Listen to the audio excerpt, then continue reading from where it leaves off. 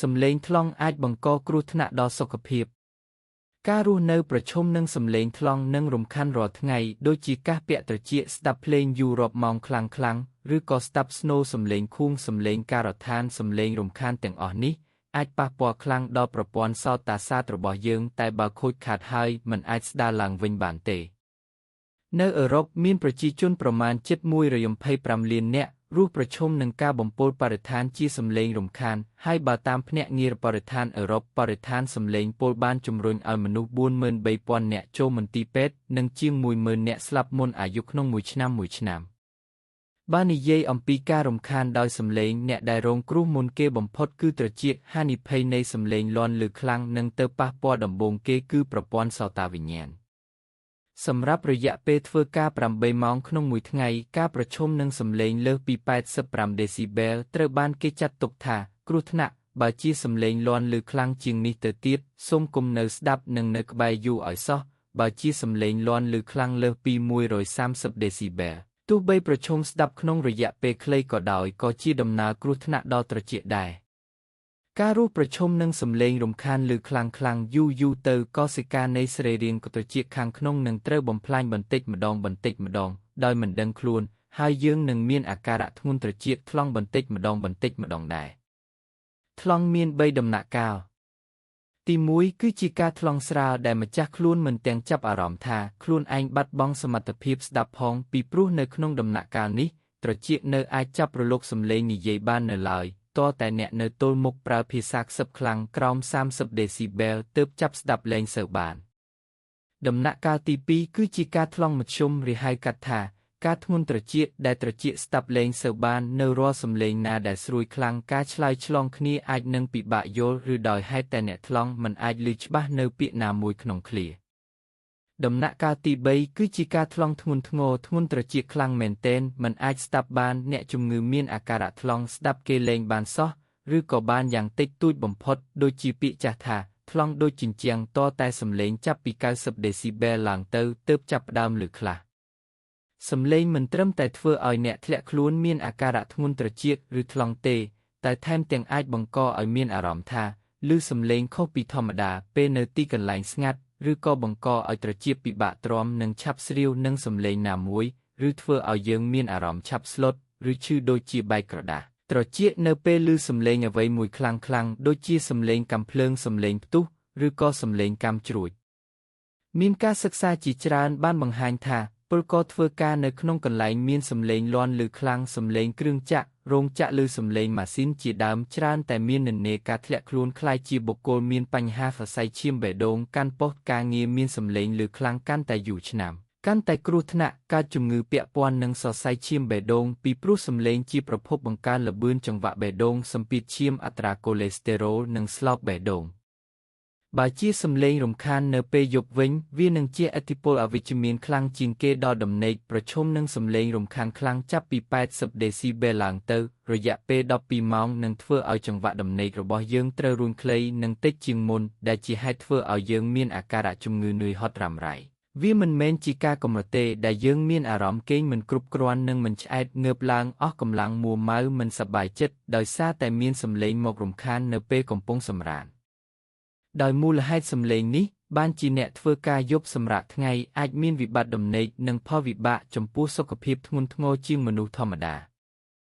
ការសិក្សាជាច្រើនផ្សេងទៀតបានបង្ហាញឲ្យឃើញថាសំឡេងឮខ្លាំងឬក៏សំឡេងរំខានអាចប៉ះពាល់ខ្លាំងដល់សុខភាពផ្លូវចិត្តនិងខួរក្បាលនៅក្នុងការស្រាវជ្រាវចេញផ្សាយក្នុងទំព័រទស្សនាវដ្តីសុខភាពកាលពីខែឧសភាឆ្នាំ2018អ្នកវិទ្យាសាស្ត្រដាណឺម៉ាកបានវិភាគលទ្ធផលអង្កេតដោយរកឃើញថាអ្នកដែលរងសំឡេងរំខានមកពីផ្ទះអ្នកជិតខាងជួបហានិភ័យមានសុខភាពផ្លូវចិត្តមិនល្អ 2.34 ដងនិងឡើងស្ត្រេស 2.73 ដងលើសអ្នកដែលគ្មានសំឡេងអ្នកជិតខាងមករំខានភាពរំខាននិងហានិភ័យមានប្រហាក់ប្រហែលគ្នាដែរចំពោះអ្នកដែលរស់នៅជាប់ផ្លូវមានចរាចរណ៍ទៅមកច្រើនការសិក្សាបានសរុបសេចក្តីសន្និដ្ឋានថាពិតជាមានចំណងទំនាក់ទំនងរវាងភាពរំខាននៃសំឡេងនិងសុខភាពផ្លូវចិត្តនិងកម្រិតនៃស្ត្រេសរបស់អ្នករស់នៅទីក្រុងក្នុងផ្ទះល្វែងលើក្រោមគ្នាជាច្រើនជាន់ក៏ប៉ុន្តែគេចាំបាច់ត្រូវសិក្សាបន្ថែមច្រើនទៀតទើបអាចរកឃើញអំពីចំណុចហេតុនិងផលនេះបាន សំឡេងត្រូវបានគេវាស់ដោយប្រើខ្នាតគិតជាដេស៊ីបែលពី0ទៅ130 ដេស៊ីបែលគឺជាសំឡេងដែលទាបបំផុតដែលញៀនត្រចៀកគ្រាន់តែចាប់ដឹងប៉ុណ្ណោះហើយ130គឺជាកម្រិតដែលនាំឲ្យត្រចៀកឈឺមិនមែនប្រភេទសំឡេងឡើយតែគឺកម្រិតសន្ធឹកនៃសំឡេងខ្លាំងជ្រុលដែលជាគ្រោះថ្នាក់សម្រាប់ត្រចៀកហេតុដូច្នេះហើយបានជាអ្វីដែលយើងស្ដាប់ពេលខ្លះផ្ដល់ភាពពីរោះរណ្ដំសម្រាប់អារម្មណ៍ខ្លាំងណាស់ក៏ប៉ុន្តែបើអ្នកដំឡើងសំឡេងឲ្យឡើងខ្លាំងជ្រុលហួសហេតុពេកវាអាចទៅបំផ្លាញសោតាប្រសាទរបស់អ្នកទៅវិញតាមធម្មតាក្នុងជីវភាពរស់នៅប្រចាំថ្ងៃមនុស្សម្នាបច្ចុប្បន្ននេះបញ្ចេញសំឡេងក្នុងកម្រិតពី30ទៅ90ដេស៊ីបែលកម្រិតសំឡេងដែលគួរតែរក្សាឲ្យបានសម្រាប់បរិស្ថានក្នុងផ្ទះដើម្បីសុខភាពទូទៅក៏ដូចជាសុខភាពដំណេកត្រូវស្ថិតនៅចន្លោះពី30ទៅ40ដេស៊ីបែលនិងកាន់តែល្អត្រឹម30ដេស៊ីបែលសម្រាប់បន្ទប់គេង60ទៅ65ដេស៊ីបែលគឺជាកម្រិតសំឡេងដែលត្រចៀកស្ដាប់បានឮល្អប្រសើរជាងគេពីព្រោះជាកម្រិតសំឡេងធម្មតានៃការនិយាយស្ដីឆ្លើយឆ្លងរបស់មនុស្សលោកលើសពី65ដេស៊ីបែលទៅត្រចៀកចាប់ផ្ដើមហត់និងពិបាកទ្រាំពី90ទៅ100ដេស៊ីបែលជាហានិភ័យសម្រាប់ត្រចៀកនិងចាប់ពី110ដេស៊ីបែលគឺជាគ្រោះថ្នាក់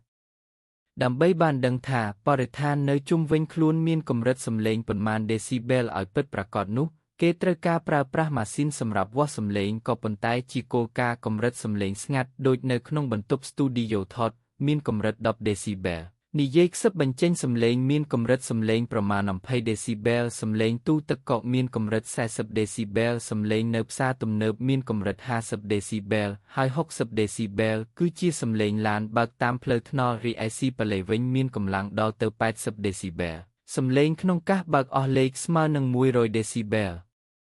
តែបើជាសំឡេងធុងបាសក្នុងឡានវិញបើខ្លាំងអស់លេខដែរមានកម្លាំងដល់ទៅ110ដេស៊ីបែលហើយ120ដេស៊ីបែលគឺជាសំឡេងយន្តហោះប្រឹងហោះឡើងឬក៏ជាសំឡេងម៉ាស៊ីនខួងហើយស្នូកាំភ្លើងមានកម្រិត130ដេស៊ីបែលនិងឮខ្លាំងជាងគេបំផុតទៅទៀតគឺស្នូគ្រាប់ផាវដែលមានកម្រិត140ដេស៊ីបែលចុះតើមានសំឡេងណាមិនរំខាននិងល្អសម្រាប់សុខភាពព្រមទាំងអារម្មណ៍ដែរឬទេ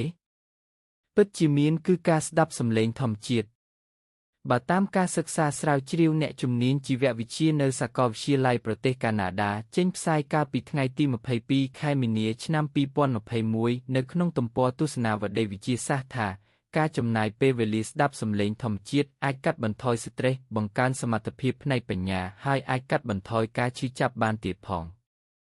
ក្រុមអ្នកជំនាញកាណាដាបានសង្កេតឃើញអំពីឥទ្ធិពលនៃសំឡេងធម្មជាតិទៅលើចង្វាក់បេះដូងសម្ពាធឈាមការឈឺចាប់ស្ត្រេសនិងអារម្មណ៍ព្រមទាំងសមត្ថភាពនៃការយល់ដឹងបើសរុបឥទ្ធិពលវិជ្ជមានទៅអ្នកដែលបានស្ដាប់សំឡេងធម្មជាតិមានសុខភាពល្អប្រសើរឡើងជាទូទៅបាន